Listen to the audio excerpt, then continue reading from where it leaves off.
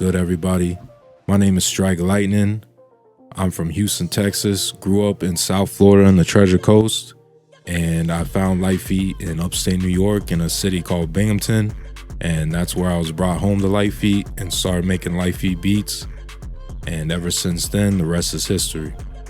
I ended up in Upstate New York because I was growing up in Florida, living with my mom and my grandma, and my stepdad got cancer. Him and my mom, they split up.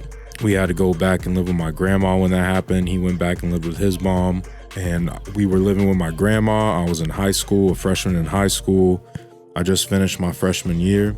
My real dad, who I hadn't seen since I was 2 years old, when I moved to Florida with my mom and my grandma, found me on Facebook. We reconnected on Facebook. My whole entire family reconnected with me. And when that happened, my dad, he booked me a flight so I could come up there in the summer to visit. And when I went up there during the summer, I loved New York so much, and I loved the vibe, and I loved being with my family that I never had in my childhood, that I decided it's time to move up there and start a new chapter of my life. I started playing football for the high school, Binghamton High.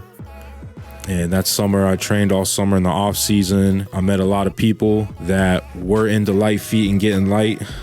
Some of the dancers are Fat Mac, Ill Will, Big Mike, and they were all part of the Litefeet movement up there called Team Titans at the time, formerly known as Upstate Formers and Upstate Demon. So my first introduction to Litefeet was pretty much watching them get light in ciphers or get light real quick before a game or in the locker room. And I remember seeing it for the first time and I was like, yo, that's dope, man. I've never seen that in my life, but the energy, the hype, the style of it was official. That was the first time I was ever legitimately exposed to Litefeet. After that, the school year started. My first year at school, it was kind of awkward. I didn't know too many people other than the people I knew in football, but I pretty much chilled with them during lunch. Because I was chilling with them, I met D-Light and Rex, T-Rex, and Lady Rex. And I also had a class with Young Light. He was an Upstate dancer, and Boy Scraps. They were both in my Spanish class and they got light. I was chilling with Big Mike at lunch one day, and we pulled up on D-Light and Rex, and they were labbing. They were getting light. And when he was doing it, the first thing I said was like, yo, is he jerking? And he was like, nah, he's getting light. And I was like, word? I was like, I've never heard of that. That's fire though. I respect it. That shit's official. So that was the first time. Another first encounter with D-Light and Rex, but the first time I saw somebody actually labbing instead of just getting light in the spur of the moment. So as time went on, I started to recognize that they were throwing events and stuff like that. People were saying, oh, you going to the event this weekend? And I didn't really know what they was talking about. But then the weekend after, people would be like, yo, that event was so fire. That event was live. You should have been there, da da da. I used to freestyle because I make music too and I rap. And that's really how I got known my first year up there and broke out my shell. Is I started freestyling during football practice and before football games, and everybody loved when I freestyled, so they started putting me on the spot at lunch, be like, yo, Icy, spit a freestyle, or Ely, spit a freestyle. And once I started freestyling, it went from just a few of us, to the whole school was watching, and I was putting on a show and everybody was hyping it up, and then people were trying to egg on battles and stuff like that. It was live times. Those were fun times, but after I did that, I started getting notorious for that. And every time people would see me, they'd be like, yo, Icy, yo, Ely, yo, Houston. And because of that, then I got cool with Lady Rex. I got cool with J Live. J Live came up to me and was like, always spit a freestyle when he saw me. But what I did during lunch, I started chilling with them more while they were labbing and watching them lab and stuff like that.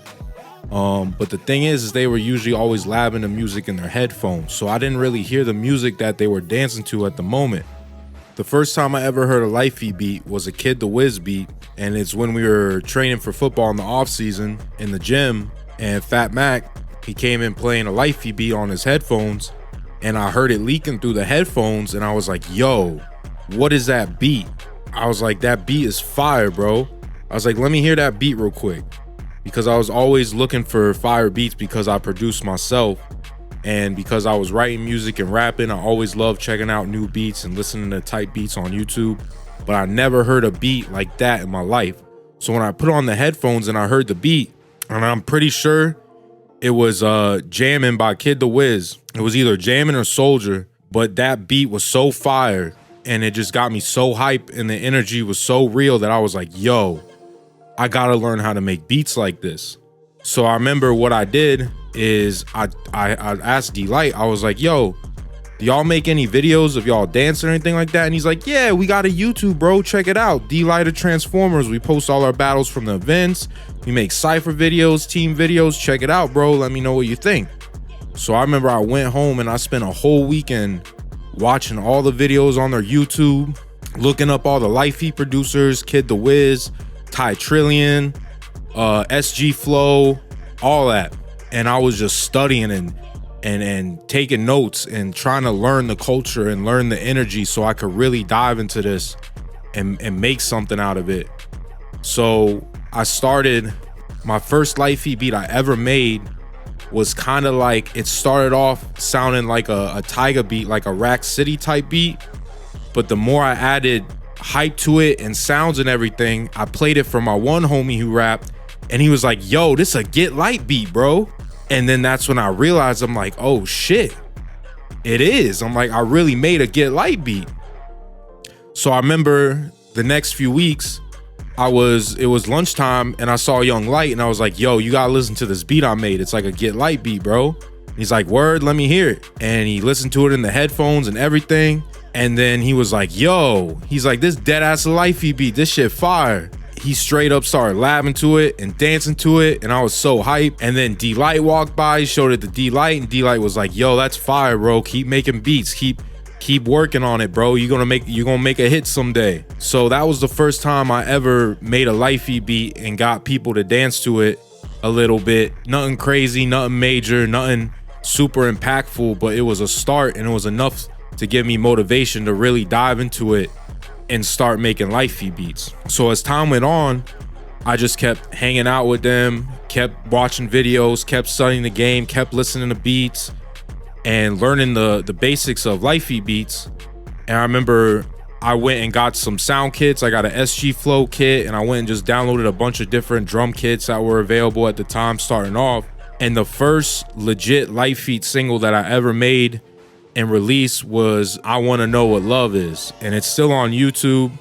I released it on my old SoundCloud that's gone now, long gone. When I dropped it, it was the first Litefeet beat that I made that everybody was like, yo, this is fire, bro. And it really got me known as a Litefeet producer upstate. I showed that beat to D-Light and he listened to it. I remember I went to school first thing in the morning before school. I was like, yo, Light, I gotta let you hear this beat I made. And he listened to it and he was like, yo, he's like, you got it, bro. He's like, don't stop making Litefeet beats. He's like, keep making them, bro. He's like, we need more producers upstate to put on for the movement. And he's like, pull up to the next event. You know what I'm saying? He's like, we'll dance to your beats. And I remember I was mad hype. What happened after that is I made a few more beats. And then the next beat I made was more like a battle beat. I Wanna Know What Love Is was more like a video beat or a cypher beat, but the first type of battle beat I made was called Hit Me. And I sampled the music from the first level, Streets of Rage 2 for the Sega Genesis. I sampled the first level because I was like, I love video games, you know, I love sampling, so I'm gonna do this one. After I had that beat and a few other ones I made that are kind of just in the cut or in the garbage, they weren't the best, they were just kind of experimenting. I remember one day I was chilling with Rex. We were chilling with a few other people. We were just vibing out, siphoning.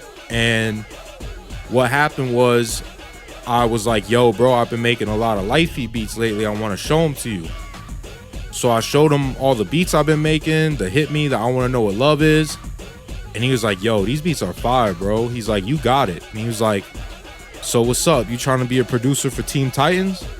And at that moment, bro, I couldn't believe it was happening. I was like, yo, I'm really about to be part of a Litefeet team. And that was like one of my dreams at the moment, because like before I started all this and everything, watching their videos, seeing what they were doing, I was like, I want to bring something to the table for this movement. Because prior to this, when I was in Florida, I was skateboarding and I had a skate team and we had a YouTube and we had thousands of millions of views. We were getting paid off of it and everything before it was even a thing to be a content creator. And once I went to New York, I didn't have that team with me no more. And there wasn't that big of a skate scene or people skateboarding like that where I was at. But Litefeet was like what replaced that. You know what I'm saying? It was a new hobby, a new interest, something new that I could dive into. And being neurodivergent, having ADHD and autism, that really sparked my interest in it. And I really fell in love with it. And then once I was brought home to Team Titans, that's when everything changed and everything started for Strike Litening.